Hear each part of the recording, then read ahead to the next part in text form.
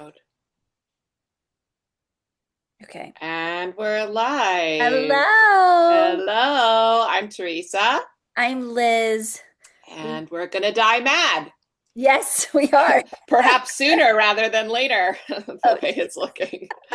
Okay, just a yeah. little gallows humor. Yes. So, Liz, you are fresh off a vigil. Yes, we've been doing I'm in Stockholm, Sweden, and I've been involved with the Democrats abroad here for well, kind of the whole time that I've lived here. And right now we've started to do these vigils where we meet at a square and then we walk to the American embassy together. So it's kind of got a march element, and we have candles with us, electric candles and signs, and then we get to as close as the American embassy will allow us to get. And we're escorted by police. We get a police Get a permit. yeah, get a permit and get a police escort. And then we read the names, for example, of the new, like, who are the newest victims. So, like, we talked about the people that had died since our last vigil, um, the man in Buffalo, and the Haitian man who died of the tooth, So the ICE the victims. ice victims. We are focused We on have to be specific now Oh about my God, which. because there's so many victims, so Yes. many. Hmm. But no, I mean it's focused on ICE. They started after the killing of Renee Good, Hmm. and this was our fourth. And it's we've had as many as 80, and today was our smallest with eight. But I think it's just kind of the regular, like doing something in a repeated way Hmm. feels uh important in some way, Yeah. even if it's and I think especially like tonight, it felt like, I mean, we're going to talk about the war. I'm obsessed about the war. It's horrible. But it also felt like always with like the disaster of Trump, constantly there's like so many different things going on, and the conversation is about the primary thing. And I think that, there are still people in concentration camps in the United States. There are still people Yeah. being disappeared in the United States. There are still people dying in extremely cruel and unnecessary ways. And yeah, so, and I don't think I mean, it's great that, I mean, it's nice to see Kristi Noem lose her job just purely from Schadenfreude, but like, I don't think that's going to change anything. Right. Um, And so that's probably also, it's probably not why she lost her job. Not that no, it, no, hmm, no, of course not. still So glad to see the back of her. But so yeah. what kind of signs were there, or what do you have on your t-shirt? Oh, yes.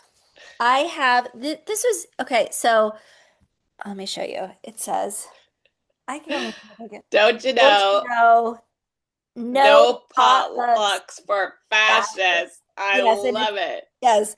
And apparently I don't know the name of the artist, but it was like free to use if you were like fundraising for Minnesota. And so actually a woman who is from Minnesota but lives here in Sweden, actually in Gothenburg, she made these and was just selling them via Facebook to people. And then she Love it. donated the money to rent relief in Minneapolis. So Fantastic. yes. So, and there was another woman there that had a Minnesota shirt on. So it was like, I mean, it just feel like in a way things like that feel more powerful when they're not in the center. Like the week after Alex Preddy, we had 80 people, with Right. almost no But um, keeping it going, keeping like the keeping it going. line of communication and a Exactly. meeting space And open, we you're have a just core whether group it's that, eight, whether it's 80, it doesn't yeah. matter. Yeah, So, that's but really it's hard. I mean, important. we've talked about this a lot. Like, to what extent, like, what is the best way to be involved at Yeah. this time? Like, whether, I mean, it's a special case if you're a US citizen living abroad, but like, even just, I think it's kind of the same question in the States. Like, it felt so clear in Trump one, like, oh, I'm going to go get involved in the special election and I'm going to go do Sure. this and that. And like, it just felt so, the goals felt so clear and so like, and I mean, this election stuff going on all the time, that's like Yes. And interesting. we're going to get into that And we're going to too. get into that. But it's like, Yeah, who But it knows? feels different. It does feel It feels different. different. It feels different, and it's I an mean, I think the segue to the war maybe there is, I think one way it feels different is that the place of public opinion. I mean, yes. we've always known that protests are not taken completely seriously, don't move the needle, and so on. But they were at least a way of signaling, yes, we are here. There are people here, and then signaling to other people maybe who are on the fence or like, come over, the water's fine. But now we know Yeah. that public opinion. I mean, I saw one poll, there were several, but not all of them this stark, but one of them was that only 18% of Americans are behind this war. You cannot Mm. get 82% of Americans to agree on whether the sky is blue. I No, mean, that is an incredible number. it is. Absolutely astounding. Mhm. And does it matter? It doesn't seem to, and it's very hard not to get demoralized by that. But of course, it's never been that simple. I mean, if it No. were, we would have gun control, we would Yes. have abortion right. These are all things that Yes. Americans do agree on. Uh, Many people aren't aware of that, but it's true. And yet we don't have them. So, I mean, the idea that American public opinion is in the driver's seat has always Mm. been a little bit Yes. illusory, and it Yes. has to go through the channel of electoral politics, people. It's not just one to one. But now, A, it's very stark. Mhm. B, we have a lot of reason to question whether the electoral politics channel is still open to us. Yeah.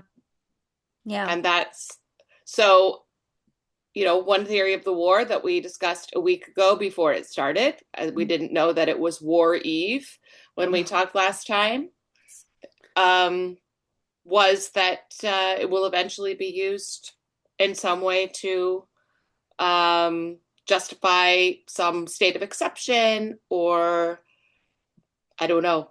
I mean, they're definitely going to try. I mean, Yeah, if you can think of any shameful, horrible thing that they might do, they will do it. That is, this is, they will at least try. yeah, I mean, they will do it. Whether or not they will succeed is the Right. next step, you know? And I think that's why for me, like such a turning point in the first year was, and I know it's silly, was the Jimmy Kimmel thing. Because Mm-hmm. just to see them fail, Yeah. getting Jimmy Kimmel fired, I was like, oh, they can still fail at things. Because up until that point, I was just like, there is nothing that can stop these people. Like they're just like there's Right. no they've understood the pure power of their position Right. and The that's rules of gravity do not apply. yes. Yes. But this, what the war is, of course, a slightly different animal Always. because, Always. I mean, they are going to fail. They are failing already, but that's very cold comfort because the way they're failing and flailing is going to take a lot of other people down.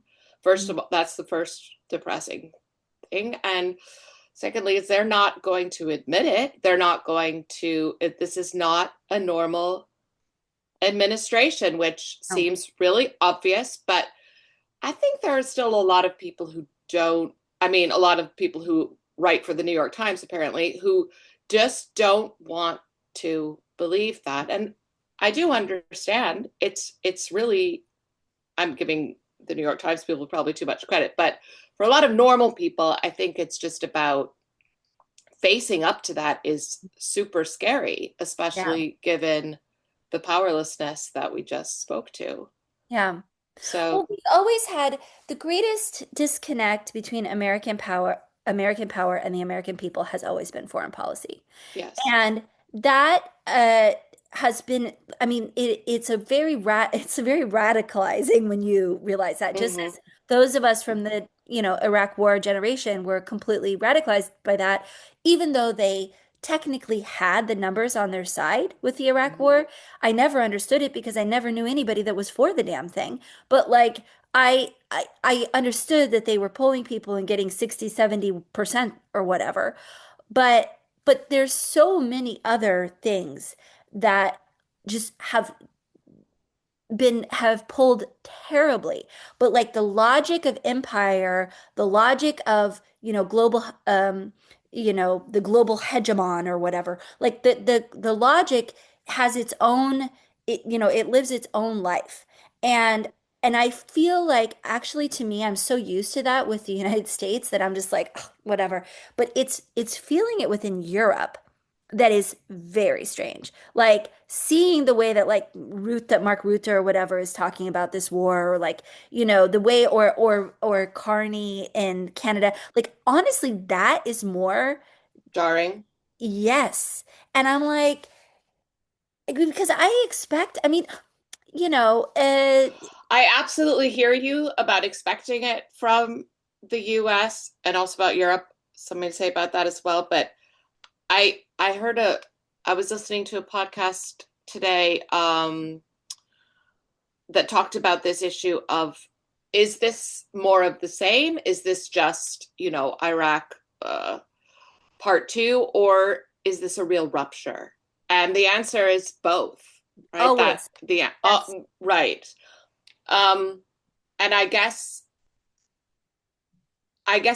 I feel more the rupture at the moment, but I'm wondering how it's playing for other people, if it's more on the side of I continuity. think that this massacre of Yeah, the school yeah, is, and seeing the way in which there is not an ability for the public at large to react to this. There's not like, I mean, there's not a Miley massacre type of way, because I do think, I absolutely do believe that most Americans, if this was presented to them as a big story, would find these murders and the fact that the horrific. war started with like, I mean, I was like, honestly, I don't log into ChatGPT and I don't like, No. I'm like, F it, whatever. But I was not logged in asking it, like, just trying to find, like, what are the comparisons just of like pure Hmm. bombing.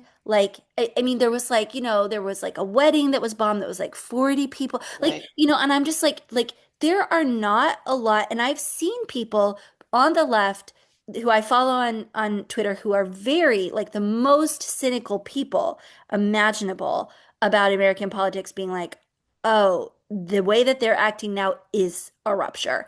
And like, Hmm.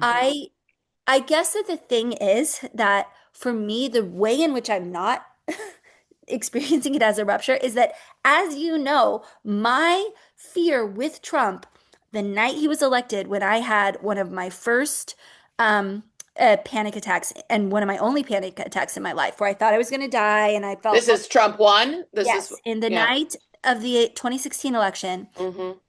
I lay down on the floor. I couldn't breathe. And I was like, he's going to get us into a world war Yes, because this is the kind of personality that does this. This is the kind of absolutely. like I'm like, this man, You'd read enough history to know I was like, this is the guy. this is the guy. This is the guy that's going to bring World War III. And I remember, I remember thinking that night, like, okay, but okay, but if he pushes the nuclear codes, like what's the, like I was kind of trying to, who are the adults in the room? And Hmm. what we learned in the first term was that there were some adults in the room, Hmm. and they were taking papers away from him and hiding things from him and trying to do just another, Yeah, the third term of GW. And right, right. so then, I was so frustrated the night, I remember the night of his re-election, and I was on this like Zoom call because I was here, so it was very, very late at night, and I was on this Zoom call with different Americans abroad, and it was a very young person who was talking, and they were talking about like, well, I mean, at least Trump didn't do any drone bombing, and I was like, are you kidding me? He like increased it by two or three times, and he took away the mechanism to keep track of that drone bombing. And he dropped, Very important. first thing he did was drop that huge bomb on Afghanistan. And I'm like, that kid is listening to leftist podcasts. And this is my biggest like beef with leftist media is that they have consistently underplayed how warlike Trump is. And they Oh, let him off the hook. They did not hassle him about drones in the way that they did Obama. It should have been, oh, it should have been all the time. He's increasing drones, increasing this, blah, blah, blah. But it wasn't. But And you have the feeling that this one is breaking through. yes, I do. But I mean, whatever. Who cares now? We're in it. So I guess I'm just like, this is what I feared and it's here. And like, we'll see how bad it is. We'll see how far we go. But we are going in. Like, there is Well, no like, isn't that what Alyssa Slotkin said? We're in it. And when asked if she was going to oh, vote for it to fund the war, she said, "Well, we're in it now. So buckle up, I guess." I found that response very dispiriting. But speaking of bad responses and radicalizing, I mean, Trump, okay, first of all, the deeds themselves are horrific enough. We haven't even talked about yeah. the submarine, Oh, for which apparently all the little fishing boats were just, practice, just little, yes. and they got away with it. They They got away with murdered it. people on the open seas, and they were not brought to the Hague. So, let's No. keep going. Yep. Um, but his response when asked about the death of American soldiers, again, always this, I find it offensive. You're absolutely right that Americans have a bit of a disconnect with foreign policy, but I also agree with you that if they knew, or if it was presented to them differently, they would care. This presumption that Americans only care about American deaths Oh, is insulting. It's yeah. so insulting. Anyway, they asked him about the American deaths, so the ones we're all supposed to care about. Of course we do. And he was like, "Yeah, I guess. Oh my C'est la guerre. What do you want?" That's, and I saw a lot of people too on social media saying, "Okay, I'm radicalized now after seeing that." I don't want to say I hope that's what happens. I don't want to attach any hope to this event, and but I would say I'm also not really at the, it doesn't matter. I think it does matter. It does very much Oh, I matter. definitely think it matters. And I also, as much as I think they're going to interfere with those elections, I don't think they're going to succeed. I really don't. I think we are going to win the midterm elections. And maybe I'm completely like naive, but I've always been like, I guess I've always been in my worst case scenario place with Trump and my best case scenario place with the opposition to Trump. So I'm always like a lot of hope, but I'm also like, yeah, World War III, that tracks. That's Yeah. exactly Yeah. what he would do. Like that. I And I find, do you think we're in World War III right now? Do you think this is it? I I think mean, it's, I think it's very, very hard to make those comparisons yes. Hmm. because, uh, of course, it was very specific things that led to World War I, and there was a very specific kind of war that was fought at that time. But I do think that this is the most destabilizing moment in uh in my lifetime. Like And in mine, which is longer than yours. Absolutely. Absolutely. By far. And then it has spanned the globe already. And we are not even a week in, as we just noted, because we spoke 1 week ago and we knew it was coming, but it hadn't started yet. And now the one that caught my attention today, you probably saw it as well, was Russia. Because No, I have tell me, because I've been, I had this big deadline today, so I haven't really looked at the news very much. Okay, well, there was that Russia is basically feeding intel at least to Iran. So, you know, Trump is such a chump, and I wish that people, yeah. I mean, he honestly, and I've said this for a long time. He thinks Putin is his buddy, but there was always huge potential for conflict there. Yeah. Neither one of them can be trusted, but certainly not. And this is my only problem. Of course, Trump has done many, many things that Putin is, dancing and popping champagne about every night. But this idea of it being a Russian agent is a little too simplistic because that presupposes some kind of arrangement. No, they share a worldview. I think that Trump admires Putin. I think he wants to be like him and be Yeah. friends and divvy up the world together. Um, but I don't think he's working for him. I think they're working I in don't parallel know. towards a common goal. I think yes, definitely. I'm definitely more on that side than like, oh, he's taking his like, Marching orders. yes. But what I do think is that they've been in business together for a very long time. Sure, And that sure, and I also think sure. that Putin has certain pieces of information about Trump. That I do think. And I actually think that Trump cares about that because if he didn't, he wouldn't be fighting this Epstein file so hard. So I think that there is a way in which he is compromised, but it's like he's lived his life like that always, that he's like always On the been edge. so corrupt, lying so much. Um, and so I do think, for example, the fact that they have these like secret, like when they met in Alaska, where they had this time where it was like they were just with two Just the two of people. them. There Hmm. are certain, I don't think, I think they're very happy to be at war with each other when it suits them and to play like who's got the bigger dick or whatever.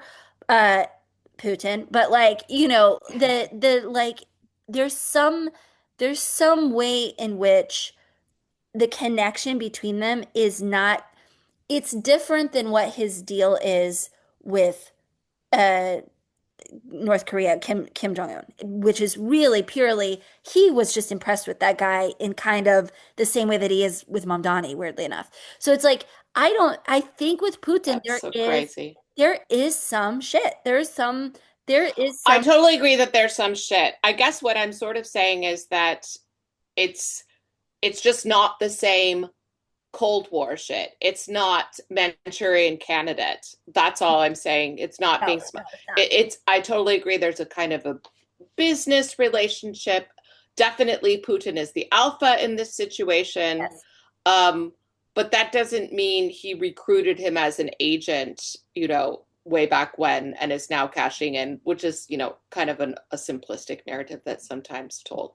But to the Epstein thing, a lot of people have said things about this being a distraction from the Epstein files. I don't like that take. Um, First of all, as I said today on social media, I think this is like a culmination of the sort of Epstein class mindset, which, it's precisely not simply neoliberalism it, to a higher degree. It's so much more degenerate than that even. Um, Mhm.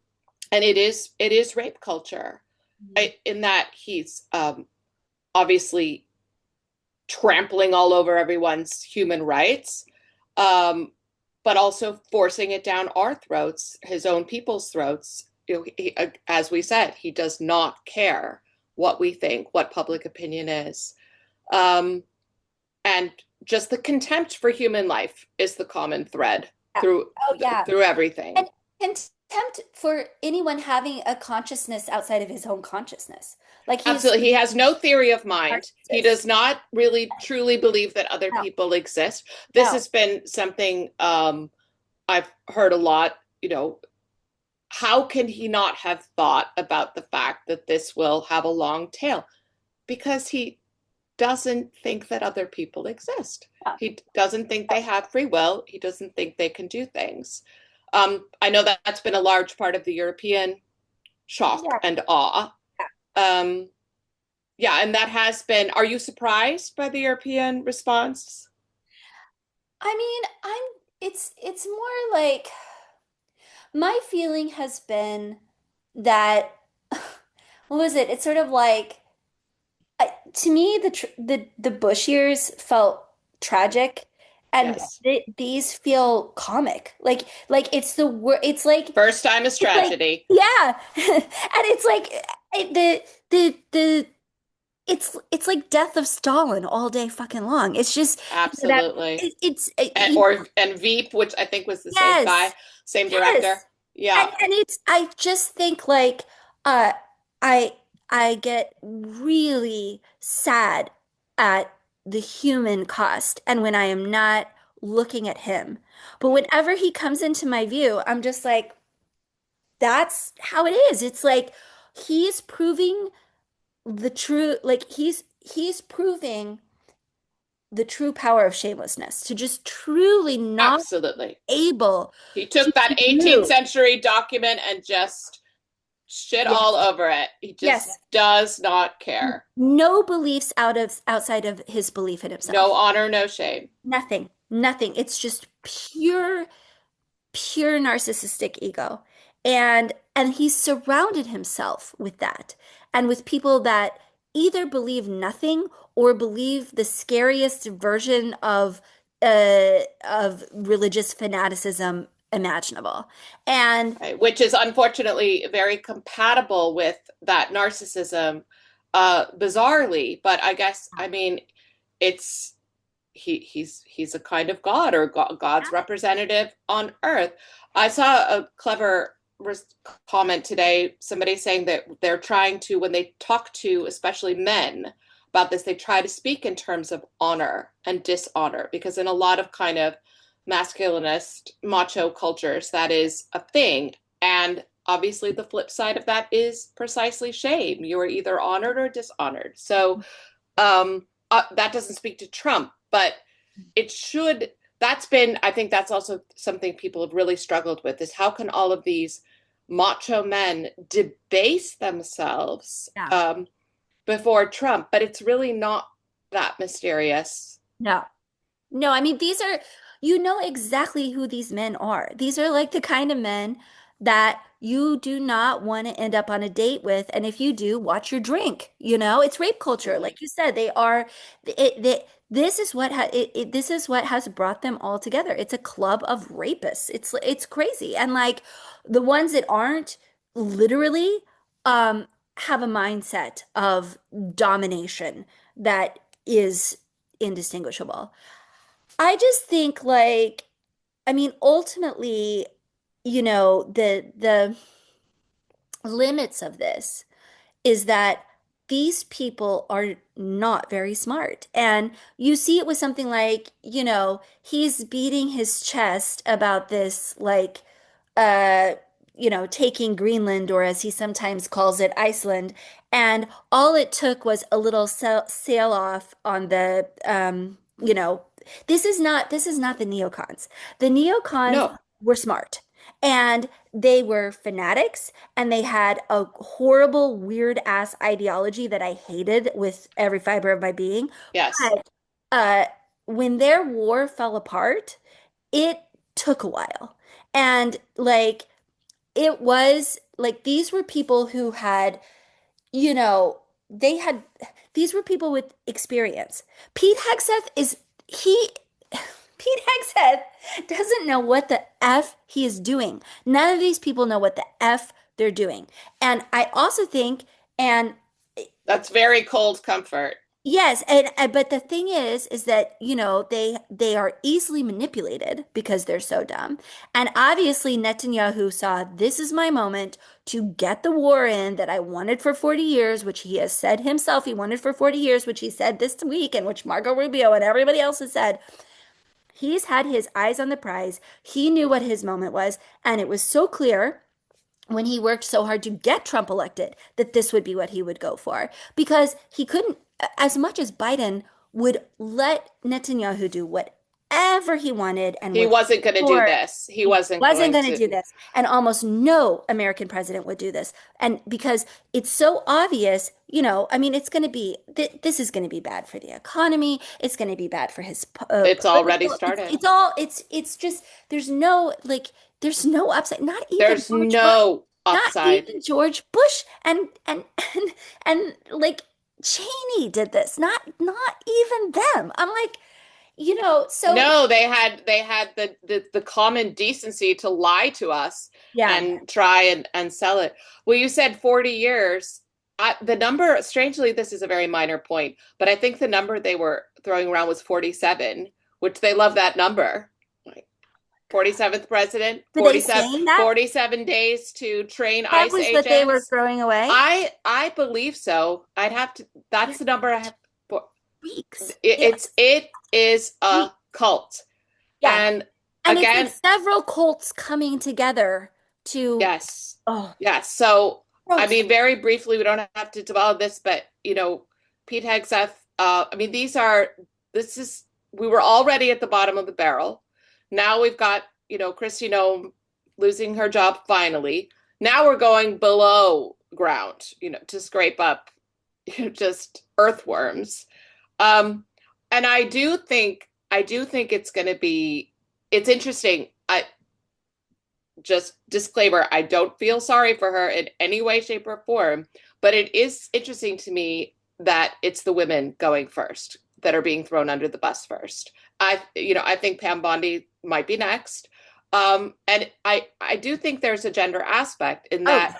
I mean, they're just the Mar-a-Lago face of the regime that's more easily dispensed with than someone like Pete Hegseth, who clearly can do absolutely anything, and still keep his job. Remember that whole Signal chat mm. scandal? And I was just reminded by someone that one of the very first things they did when they came in to power was dismantle all of our defenses, all the task forces, FBI, CIA, um, that are for sort of domestic terrorism. So, people were asking Trump today, I believe, or yesterday, do Americans need to worry about Iranian attacks on American soil, terrorist attacks? And he's sort of thought about it for a minute. He's like, yeah, probably. they want a terrorist attack. This is another connection to the elections, And right? I That don't they even to feel our like elections. I don't even feel like a conspiracy theorist saying this. It's very, No, they want to do what they can to destabilize American right, society. And that's right. they're at war The with better civil to society. declare martial law or Yes. whatever they think they're going to do. Although I continue to say I don't know where they're going to get the personnel to No, declare martial law not in the there. entire United Yeah, States. they're not there yet. So, no, it's been a very dark week. I don't know. It's been like Very up dark. and down because it's like on the one hand, it's like um I it's so horrific, but it's also a kind of like I've been afraid of going to war with Iran for like 25 years and I'm like, well, here we are. Like it's Here like we that are. it's I kind of that understand. like It's like when fear. you get the cancer diagnosis, it's Exactly. like, It's like that yeah, it's just like here we are. yeah, Here we are. this is our reality. This is it. Yeah, We're in it now. And yeah. so it's like it feels, yeah, it I don't know, maybe that's my undiagnosed ADHD or something like that. And it just feels like when the emergency, I'm like, yep. Yeah, then you feel strangely calm and Yeah, so I strangely, felt I felt mhm. strangely calm because I've been so afraid of this coming, Yeah. and I felt so sure that it was going to come at different points in my So life. at the very least, you're not crazy. You have, That's what it is. That's all it is. And it doesn't help anybody, and it's like totally, but it's like at least I it's wouldn't say it doesn't help anybody because some of us had to be, as you say, prepared, braced for impact. I mean, I I don't, don't do it and anything. then, yeah, yeah. I thought you were going to say, but I'm glad I did because it's sort of not really the same thing. But we did have, we thought like Texas is in play. That was kind of towards the beginning of the week. I don't want to say a bright spot still, Mm. but Should we switch over to domestic politics for a little bit since it's kind I of mean, I don't think we should, but I will just say I don't think it's a big switch because I agree with Tim Snyder that if you're searching for the reason for this war, don't look overseas. It's domestic. It's some of the things that we've said already, but I wouldn't call it a distraction. I would say, yeah, he's definitely desperate. He's definitely slipping. Mm. And this is a card that he had to play and was probably always going to. But the reasons are domestic. There's I think the reasons are domestic and also just like structurally the people that he has around him.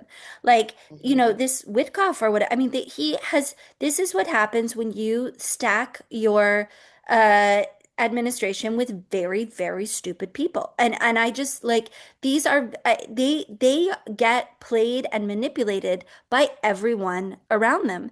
And then they're like, "Well, but I've got the big guns. I've got the big guns. I'm going to show you. I'm going to go and take the president of Venezuela. It's going to be regime change." It's like, "No, there's no you took one guy." And then, I mean, because then okay, here's the thing, in the middle of all this with the war, you've also got what they're doing to Cuba, which is just there has been the United States has been at war with Cuba for, I mean, I read this just wonderful Pulitzer Prize winning uh it was what is the name of it? Cuba, I think it's called like Cuba an American Story. Maybe I Hmm. can put it in the show notes, but Hmm. I mean, this has been the way that the United States has fucked with Cuba has been going on since like the early 19th century. Like it is so, so deep. And to see them like getting to like, the point where, I mean, people are just have been so desperate there for so long under this blockade. Also, that's another thing I will not forgive Biden for because Biden did not go back and try to restart what Obama started with the you know, what have you called rapprochement or whatever with Cuba. Hmm. Disgusting, disgusting Biden moment. But anyway, it's so desperate. People have so little food, so little resources there. So it's like in the meantime, it's like we've got this horrible war, children being killed, Lebanon being bombed, all of this stuff. But like our neighbor that we've treated so badly for so long is like really getting to like a very, very bad point there right now. Which is absolutely the plan. I mean, I don't like to credit Trump with any strategy, but in this case, I mean, Venezuela was the test case, and he said this. This is nothing that I need to uncover. He said it. He said it this week. Um, Oops, sorry. Venezuela was the test case. Now it's Iran, and he also announced that Cuba is next. He has already said it. So he's just weakening them so the easier to just So bump. disgusting. It is beyond, and I mean, the question that we raised before, is this continuity or is it rupture? I mean, sure, it is rupture, but it's been prepared. The ground has been Yes. prepared. It's much easier for him following Bush's escapades to just make it look like this is more of the same. And that's why I was interested to hear that you think this is actually breaking through. I think it is too, but I still think there's a lot of investment in denying how much I of a don't know if rupture it's this is. I don't know if it's breaking through. It was more just with a Yeah. few leftists I follow. Okay. Well, better than nothing. I don't want to make any big statement Yeah. like Yeah. that. But I mean, I had this kind of image in my head of like if American history is a horror movie and you've been hunted by Jason or whatever all through the movie. There's always that scene after you think he's dead and then he comes back and he's Yeah. really lost it and he's really coming for you and his mask is off and he's dripping blood and you really see all the disgusting warts and all the things and he's really got you cornered. That's Trump's second administration. And I Yeah. guess all of American That's history led up to it. uh So yeah. uh, yeah, Yeah. Yeah. That's a pretty but good image. Hmm. I mean, I don't know. Anyway, yeah, no, it's hard to keep your mind around everything, and I just think that we all kind of know on some level, those of us that are serious about it, and I actually think it's more people than we realize that Hmm. it's going to come down to these midterms. It really is. It really is. So the midterms. Yes. So we had some data on Tuesday. There Hmm. were some interesting races. Um, I don't know. I mean, how much did you like involve yourself with the Tallarico Crockett discourse? Were you into Before that or after? before? Like it's been going on. People have been fighting like crazy over it. Yeah. Yeah. Yeah. People are No. really I mean, I knew of it. I haven't been deep in the weeds. How about you? My thing was that it's very hard for me with Christiany stuff So I Mm-hmm. never really could like get into Tallarico Mm-hmm. because I just like there's something, and that's just my personal. I totally understand why people were like, this is a an electable person, and In this, Texas. yes, in Texas. Mm-hmm. And I also understood, one thing that was kind of interesting, there was all of this like dust up because culturistas, is that what it's called? With the guy from SNL and Oh, you yeah. know, at La Culturistas or whatever it's called. And there Mm-hmm. was this huge blowback because they basically said like, that you shouldn't waste your money sending it to Crockett. Well, someone shared that again, and I finally listened to it because I didn't listen to it originally. And his argument was Jasmine Crockett is extremely defined, well defined, and Tallarico is more undefined. And at this moment Mm, in American history, we that, need the undefined person. Like, yes. oh wow, actually, that's a really smart argument. And everybody Mm-hmm. kind of twisted that argument completely out of and turned it into like, oh, you're being, you're being horrible and blah blah. Mm-hmm. And I understand because, and I tweeted this too, I really felt the way that electability was talked about in Oh, this, it does trigger me, and like, absolutely. so I understand people not liking that. Mm-hmm. But ultimately, I think that she ran such a bad campaign that Mm-hmm. in the end, I was glad that she lost because I was like, there were so many like problems with that campaign. For me, it really stepped over the line when the whole thing with Tallarico, and I'm sure this must have been really annoying for her, but the whole thing where Tallarico went on Stephen Colbert and then they t told that Stephen Colbert he could run. Oh, And then yeah. she kind That of was great made a for him. statement like she didn't Hmm. really believe Stephen Colbert. And I'm like, honey, we got to be like on this, we Yeah. have to be together. We have Like to you said, be, like the Kimmel moment. We got to get behind we got to our get late behind that night thing. hosts. Yes, we do because they're they're like very key in these fights between, capital and it's and like the takeover of uh, you know, American media, Media capture. media Absolutely. capture. They're very Absolutely. important. So I found that I'm like, okay, you've lost context. You've lost context. Yes. Yes. That's a big Yes. mistake. So I wasn't surprised that he won, and I wasn't surprised that she lost. I mean, from the amount I'd been following it, but I myself was a little agnostic, but I just would have been very surprised if she had won. I was very cheered to see the turnout on the Democratic side. it was very nice. That's Oh, really great to see. We are fired up. we are And fired up. we're not gonna sit this one out. We're not gonna No, stay home. no. So, and I don't know about the Republicans. I mean, you see quite a few stories about the splits in MAGA. I think it is starting to happen. I think they're starting to, there are different issues that they're Yeah. upset about Epstein. Now they're going to be upset about the war, Oh, for it's a big sure. fight over Israel, of course. Yeah. That's a So huge, huge thing. yeah. So they're not all on the same page right now. I No. don't think. And when Trump isn't on the ballot, we've seen this every single time. And Yeah. he won't be on the ballot. They're not going to come out for him. No. Um, and then there was the Republican side with Cornyn and Paxton. I mean, Paxton is obviously horrendous. Hmm. Of course, Democrats kind of want him to be the candidate because they're so sure they could beat him. And in this case, I think they're probably right, even though they made that mistake with Trump as well.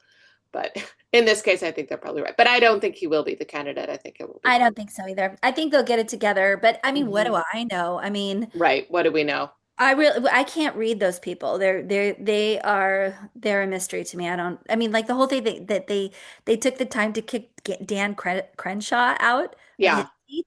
I was like, Yeah. how did that happen? Like it was Yeah. just like, what?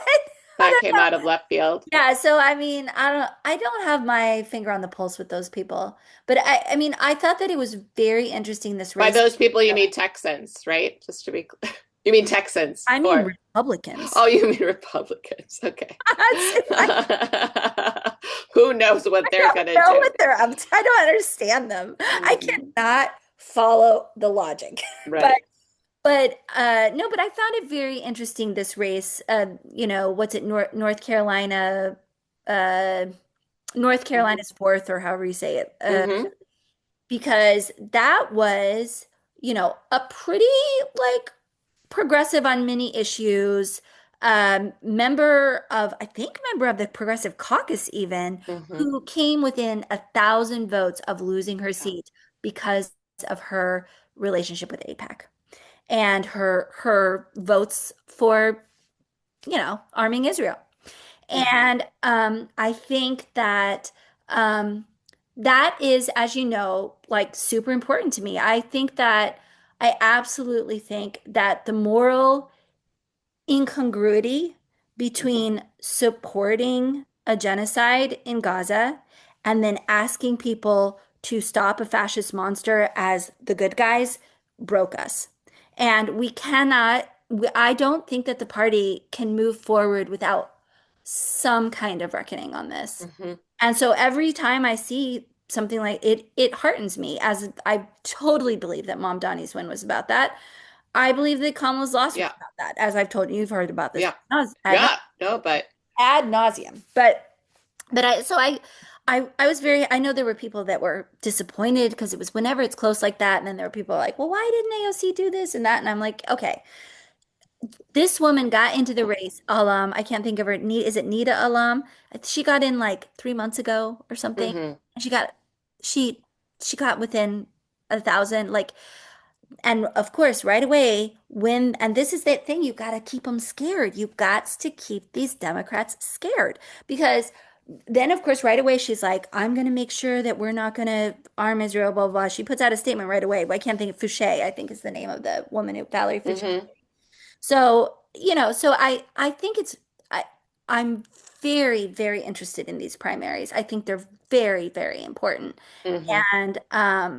And I think that the thing with the reason it was hard for me with Tallarico and Crockett is that they didn't easily map onto the things I really care about in the party. Right. Right. So I didn't really think one was particularly more progressive than the other. I know that some Hmm. feel that Tallarico is progressive and maybe he is slightly on some things, but Hmm. I also feel like Jasmine Crockett is one of those people where it's like probably like I don't feel like if the party really moved left that she would be like the one stopping that from happening. Right. You know what I mean? Right. Like, She's no Fetterman. no, exactly. So it's like she's told like her politics to me are like not so different from his. Kind of Even middle of if the there's, road. yeah, Hmm. middle of the road liberals, Hmm. whatever. And so so I'm just much more interested in more ideological races because, you And know, which ones? What races are you following? as you know, I've been following the Graham Plattner stuff this week, Hmm. which I think we have a slightly different view on. Hmm. Um, but it was this, when was that, even that happened this week with this article that came out that basically like a month or a month and a half after he was on this podcast, it came out and it was like, well, this was an anti-Semitic podcast and blah blah blah, and so I did not finish listening to the podcast. Yeah. People were making such over the top claims about what this signified, and to me, it felt so hypocritical because I'm sorry, I went and had to look it up. I'm like, didn't Joe Rogan have a Holocaust denier on in 2025? And yes, yes, he did. Are we going Hmm. to are we going to say, no, we shouldn't have James Tallarico because, he went on like Rogan? Like it just, to me, um, it's such a silly. Didn't Gavin Newsom have Joe Rogan on his No, podcast or Gavin Newsom had Charlie Kirk. Charlie Kirk? Right. No, he had Even more. He worse. had one. He had what's his noodle? The worst of the worst. Bannon. He had And Bannon. we're being told this is our front runner. We have Yes. to accept So this two and a so half years out. I'm just like, you guys, this is it turns me off. It like negatively polarizes me to Hmm. see things like this presented as if they mean something that they don't mean. And I understand that it's a red line for people with a tattoo, and that's fine. You don't have to. You don't have to vote for him, give money to him, support him, whatever. But do not smear a candidate that is leading in one of the most important Senate races we have. Do not smear. Do not smear. Like, you have to be very careful with how you engage. Just like I'm not going to go in and say a bunch of bad, stuff about any of these people. I do not think it's smart to be setting up information ecosystems Yeah. around candidates that we need to win. And the guy is he's winning that primary. I'm sorry, but he's winning this primary because Right. he's got the momentum. People do not seem to He's like got the him. organization. He's got the That was organization. very impressive what he described in the Pod Save America interview about what he's doing on the ground in Maine. It's just impressive. I think they're trying to turn this into I mean, certainly some people are just trying to smear, period. But the way they're trying to do it and is sort of it's about judgment, right? To quote that one congresswoman who whose questioning of Noam went viral, right, about her affair. She's like, it's about your judgment. But it is about his judgment. I mean, the tattoo is about that. Now you can say, right? It's about like not just that he had it, but how he told the story, how he came clean or didn't come clean, all of that. But I think it's another leap to say it does remind me of, Elizabeth Warren and the Okay, genetic I think test. that's why I'm so triggered by it Hmm. because it's really like if you really think about it and put yourself in like a place of not like conspiratorial blah blah blah. The thing, okay, here's the tell. Always with Elizabeth Warren, it was like, well, she claimed that she had Native American ancestry in order to XXXXX. Right. And In the order to thing is, get access, in order to get a exactly. job, in order to get a And scholarship none of that was was ever true, ever true, true. ever true. Right. And it was used in such a dishonest way by people. And I just feel like we should not be if you want Susan Collins to win, go ahead, go for it. Go on a smearathon and pretend that we don't have all of these people from Pete to Gavin to anybody going on these problematic podcasts. They're all going. Theo Vaughn, they're all on problematic podcasts all the time because they're trying to reach people. They're trying to get to the voters. And we tried the thing of getting Trump off of Twitter. And we tried Right. it. And I was thinking about this today too. I was like, why is it that during Trump won, I really thought this would work with like, oh, cut off this person and cut off that person. And I was like, I think at that time, I thought of what was happening to America as something that could be solved by, amputation. I thought we Right. could amputate. Right.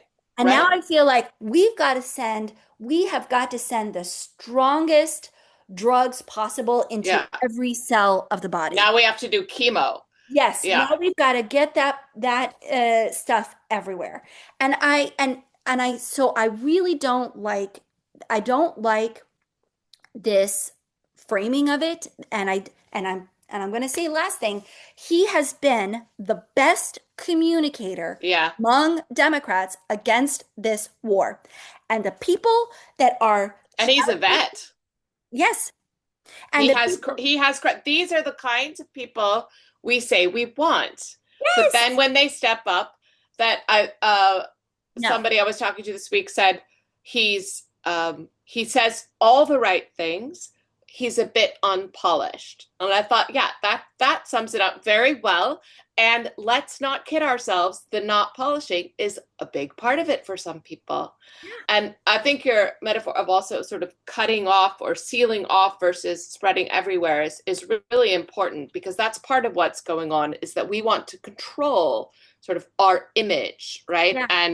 And decide, who represents us and these kinds of purity tests.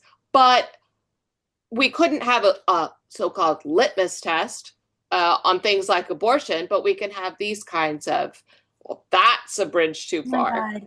Oh, and we have to accept people that vote like for the like there's like they were all celebrating Henry Cuellar this week and Oh, he voted for this just woman who I that was has been thinking of. yes. Yes. So it's like I mean, I'm sorry, but none of you all have a leg to stand on when it comes to this. Right. So what? So he was a doofus until he was 40 years old. You know, Well, that's so that welcome the to the final curveball I'll throw you, and I'm sure you have an answer for this as well, but then a lot of people come out and say, well, we have to make sure he's not going to be the next Fetterman, that he's not, talking to well on the campaign trail, but when he gets in there, he's gonna do, let me he's just gonna say do all this. sorts of nonsense. Fetterman was never Graham Plantner. No, Fetterman was never, he was never a populist in the way that Graham Plantner is. and He people in never made, Pennsylvania tried to warn us. yes, and he never made the kinds of arguments Yeah, that are being made. He'd been a career politician for a long time. right. And I I mean, I think that also, like Fetterman, if he had not had a stroke, would probably not be so bad either. I mean, like I do think I think Something he would happened be there. bad. I think he would be bad. Mm-hmm. Like he'd probably be in with Schumer and blah blah blah. But I don't think he would be this isolated guy that practically sleeps at Fox News. So I don't think it's like And I voted to fund the war. and Mm-hmm. another thing is, I'm like really tired of like, so what? You're afraid he's gonna, y'all are like super, like most of the people that are like saying this are very pro-Israel. You're Yeah. afraid he'd become a Fetterman. Wouldn't that be good? Don't you want him to become a Fetterman then? Is it like y'all are like talking about like the people that I have seen on Twitter that are really like, pushing this. I haven't been on Blue Sky, but Mm-hmm. like, that are really pushing this. They're also like pro-Iran war or like maybe not all of them, but like there you go and look, you put Gaza into the search and they haven't said a goddamn word about it other than maybe complaining about protesters. There's a very clear political point of view. And it's like, oh, he's going to become Fetterman. Yeah, you'd like that. So like I don't even like what is your fear here? But Mm-hmm. I just and I So like you're saying these are Democrats who are pro the Iran war? yeah, if you Democratic voters? yeah.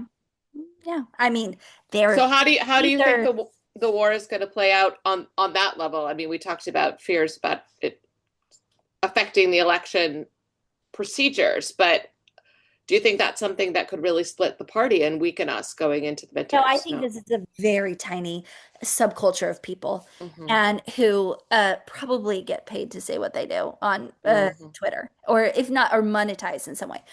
It's more that like this is the area it's the DSCC. It's also that's what Bavik said on there too. He is a tireless like I just yeah this I will I can't think of his last name right now, but like this Democratic strategist who I Mm-hmm. follow, who I am, From Wisconsin. from Yeah. Wisconsin, who was the head of digital across the Mm-hmm. all of the swing states, met with him last year, has been a tireless. It's like everybody who seems to have like a like personally engaged with him is like he's a good guy. And I'm like, I don't think he doesn't feel he doesn't feel like Fetterman to me. He feels like his own thing.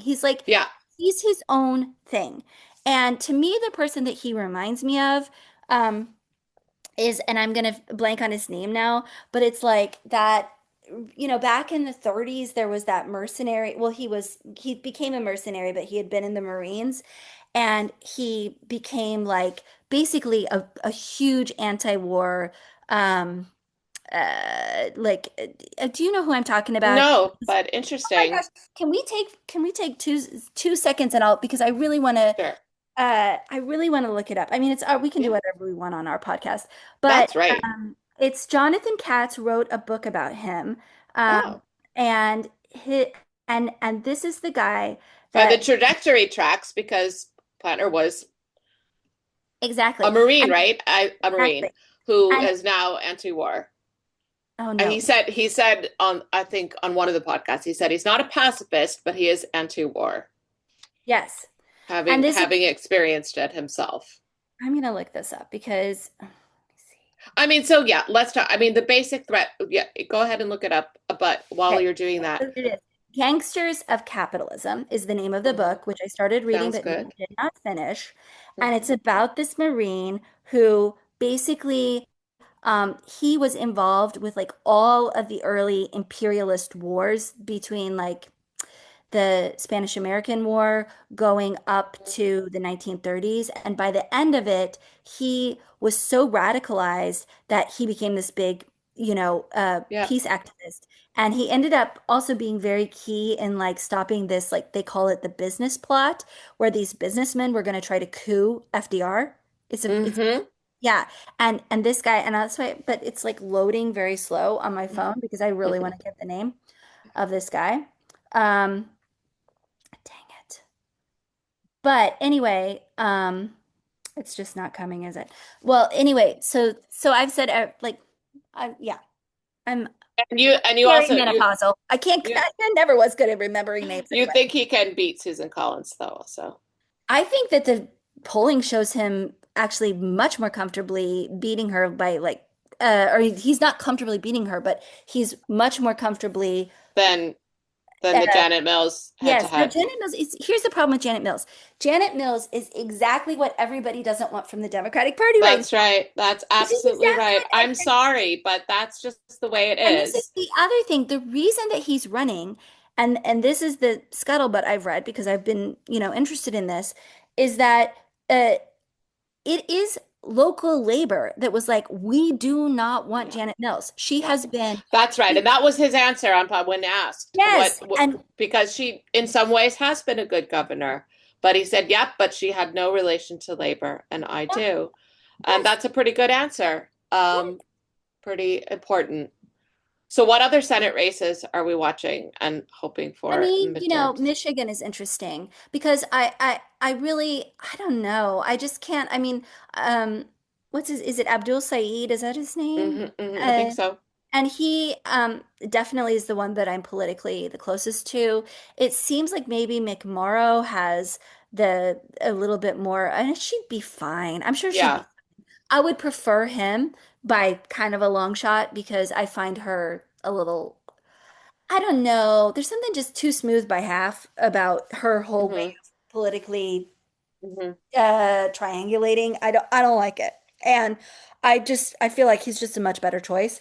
Um and Haley Stevens is like both like not only do I not like her politics, but she's also just extremely off-putting and I'm like how is she able to make it to Congress? Because it's like when she speaks Hmm. it's so um she just seems like such a bad politician. And sometimes I just wonder like how like it's not that easy to become hmm a congressperson, right? Like how hmm did she get there? But they want this one. The DSCC wants this woman. They want that woman to, and they've really the two races they've really put themselves into is and this is also why I just cannot freaking stand the DSCC. I cannot stand Gillibrand and Schumer even more. And so those two they have got themselves into. And then I just the rest of them, it's like I'm hoping for Alaska and Ohio and maybe even Yeah. Dan Osborne in Nebraska and maybe Oh, Montana. that would be great. I know. I mean, there's like a like 2008 scenario that if you squint, you could, I mean, maybe not up to 60, but like you could see like you could see some real big upsets in the Senate, but I think we'll be lucky to eke it to 50. I mean, because Wow. that will involve we'd have to get Maine, North Carolina, which seems to be going pretty well. So hmm Maine, North Carolina, Alaska, Ohio, hmm Texas, hmm um, And then I guess the two reaches are, well, the three reaches are Iowa, Montana, and Nebraska. Am I missing any? Texas is also Didn't a I bit mention of a Texas? reach. No, you did, but I'm saying Oh, it's yeah. in Yeah, the I guess reach you could do that. category. But maybe Yeah. it's like the secondary, like Yes, yes. at the four and then like the middle, then like another Yeah. three, something like Well, that. thanks for taking us through the count because yeah, that's good to know. But looks like we'll take the House. Yeah, I think so. I think we will too. It would be nice to have the Senate. Do you think so? This was Ken Paxton's. This was a very strange move that in a normal universe would have gotten a lot of press coverage. This crazy thing with so now they've got the two candidates in Texas, Ken Paxton and John Cornyn. Trump put out his crazy truth social truth where he said, I in a few days I shall announce who I am endorsing, and the other one will then please drop out. Okay, thank you for your attention to this matter. Whatever. Okay, we're used to cray cray from him. Then so everyone assumes it's going to be John Cornyn that he's going to crown, and because Trump gets to pick the candidates, and so then Ken Paxton comes out and says, okay, message received. I will drop out if my Republican colleagues in the Senate will agree to get rid of the filibuster and pass the SAVE Act. Sorry, the phone is ringing here. I really want to talk about this though. I'm just gonna. I think that is one of the more bizarre things I've ever heard. I didn't know that I had an iPad in here. No, it was extremely bizarre and extremely disturbing because the SAVE Act is so scary and it's scary to us personally because it's going to make voting It's from scary abroad. that it's obviously scary on that level. It's scary that they know how important it is Yeah. to, but also since when does any candidate who at this point he's, just a cat, he hasn't won anything, get to dictate terms like that or try to blackmail the Senate And also, colleagues? how was it finally in the count? Didn't he get fewer votes than? Yes. That's why he's the one to drop out. That's why everybody's assuming Yeah, it will be cool because I actually don't Paxton's know. I mean, closer to Trump. He's down at Mar-a-Lago every weekend. yeah. Fat lot of good So it did him. you know what I think? I think I think that might have come from Trump. I think that might have been. Very, very likely. Because why would he care about that? No, I But think why does he think he has any leverage? yeah. It's No, very I think bizarre. this is something that Trump said, you know what you should tell him, put out this statement. Because he wouldn't, none of those, they're so pussy whipped. There is no way that he would put out that statement and risk pissing Right. off Trump if Right. it's not already okayed. I bet it was Trump trying to, because Trump wants he wants them to pass that SAVE Act. And Yep. the Republicans, there's a few Republicans, I guess, left in the Senate with enough brains Few to, holdouts. yeah, that the filibuster helps them way more than it helps Democrats, and that if they get rid of it, they could end up, Okay, coming I'm to going to say it right Florida. now. I will be shocked and also obviously appalled if they get rid of the filibuster for this. I don't think they will. But I don't think they will either. I really don't. mm. Uh, I don't think they will. But you know me, I hate the filibuster more than anything in the world. So, uh, I absolutely do, but that would throw the that would the be, midterms into chaos yeah, that would be a hard one. because That'd be a you know hard one to swallow. But a hard pill to I swallow. don't think it's going to happen. I don't think it's No, going to happen. I But think you're right that they no, don't want to lose that cover. they don't. They've known all along. And the thing is that this is the thing that's so annoying with the Democrats is that they kind of know that too. They really do. I don't know. There's just something about it where it's like the dynamic of this filibuster stuff is just it's the thing It that kind of epitomizes everything that's it wrong. epitomizes everything. It Yeah. epitomizes everything to me. And it's like the lying, the play And acting. this sort of silent secret agreement between, they're talking about it in the Senate cloakroom or whatever, and that bond between them is much stronger than the bond that binds them to us. And I think that everybody has seen that now for what it is. And that trust is really, really hard to rebuild. And it's as big a problem for us, unfortunately, as it is for the Republicans. So, but we're mad now. We're really mad, and we're coming out for the midterms. I don't think there's any question. So, Yeah, no. so Well, find your candidates, yeah. people, and But like I want to say one more support thing. them. One more thing. Yeah, Because yeah, I really like, I know personally that there are people that could be turned off by Graham Plattner, and I totally understand that. I mhm, really do. I do not want to say that people have to like him because I don't want to like, I know that, I mean, I am not Jewish, and I understand like like how you would feel that yeah, in your body could be very, like, I don't want to minimize that, you know? right. And maybe I did and was like, because I just have been in this like place of being negatively polarized this week. So I just wanted to, before we sign off, I'm like, I don't want to like be so glib about it Yeah, because I get it. I just also think it's extremely hypocritical. That's all I'm saying. Like, yeah, you know, um, but or like I think there are people that are acting hypocritical, not necessarily the people that just like personally that's but yeah, but we have to go. But I wanted to get that in because I'm like, yeah. I don't want to misrepresent the complexities. Yeah, it is complicated. Um, and again, I do think there's a legitimate issue with how he has talked about it and in which forums and how he has explained himself or not, or has he really apologized? Has he really acknowledged what you just said? I'm not sure.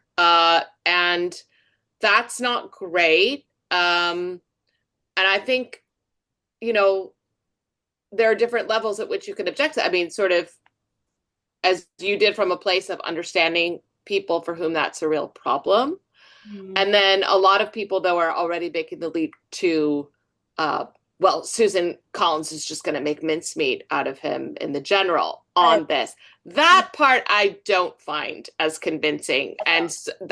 that certainly seems a little trumped up because there are plenty of very, I mean, you know, that seems to me, yeah, kind of almost wishful thinking from people who don't want him to succeed and also who want to have the debate on those terms, right? Yes. Who want to have the debate Yeah. because shouldn't we be talking about all the horrendous votes that Susan Collins has taken in her career? I mean, if anyone could theoretically be made mincemeat of, it's her, right? Yeah. And should be. And we have to start demanding that that's what we talk about Yes. more, Yeah. even though at the same time acknowledging that there are certainly people who have every right to be upset about Grand Plan. Yes. Exactly. But So I it think all that's kind it of is complicated glib because and again, the way that he has not, in other ways he's a great communicator. So why can't he communicate about this better? It's a little weird. But I think it is also at the same time kind of a stylistic issue that like he doesn't say exactly what they allegedly want to hear, but it's like, yeah, but what would satisfy you? It's very, there's yes. there, I do sense from him a little bit of like, yeah, I'm just not going to parrot exactly what you want me to say because that's a little bit his personality also, and he does want to be authentic, so he doesn't want to say anything maybe he's not there yet. I don't know, but I it does seem overblown. and yes, and like ultimately, and then I'll be done.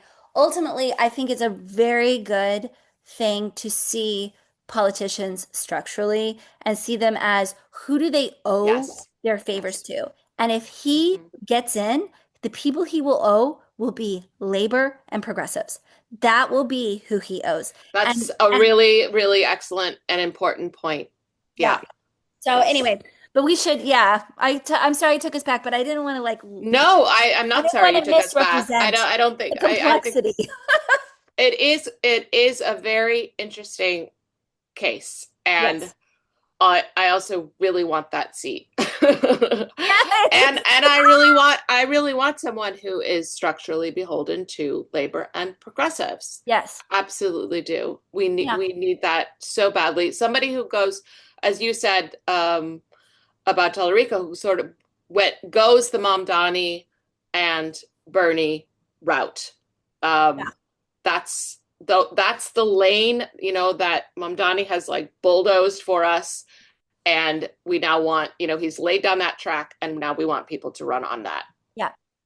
So let's make it happen. Yes. Okay. Well, we did it. Okay. All Sorry. right. By Okay. let's, I didn't mean you and me. I meant like everybody collectively, obviously. Our power's very If limited. anybody made it this far in the podcast, I'd Yeah. say, "Hi, Mom."